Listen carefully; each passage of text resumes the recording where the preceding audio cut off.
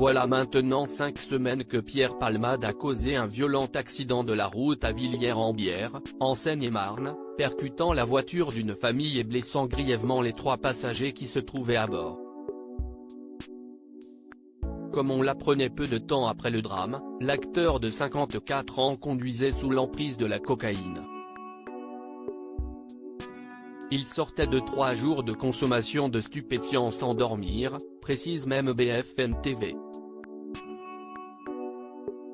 Il faut dire que l'acolyte de Muriel Robin a toujours eu une relation particulière avec la drogue.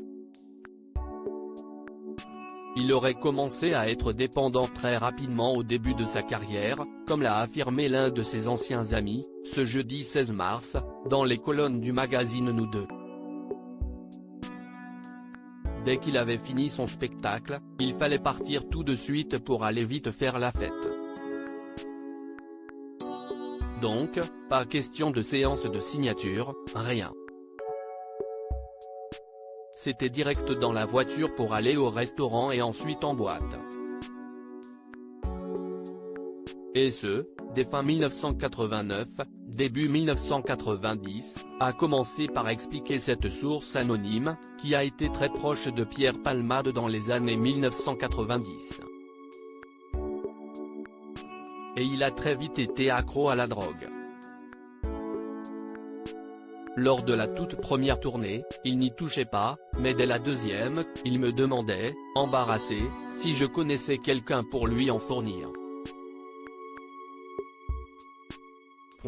Et ça s'est amplifié avec le temps, a-t-il ajouté.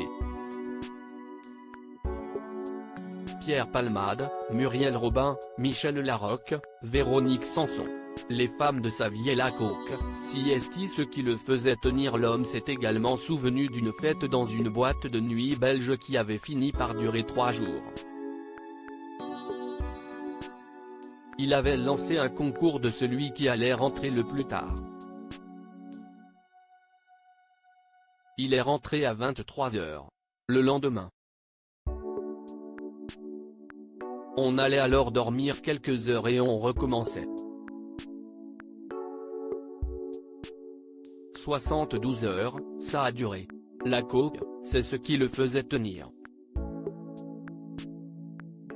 Ça lui permettait de rester éveillé, a-t-il assuré à nos confrères, avant de révéler que l'ex-compagnon de Véronique Sanson n'avait pas hésité à faire ouvrir l'établissement spécialement pour lui durant les jours de fermeture et de mobiliser le personnel de l'établissement durant plusieurs jours d'affilée.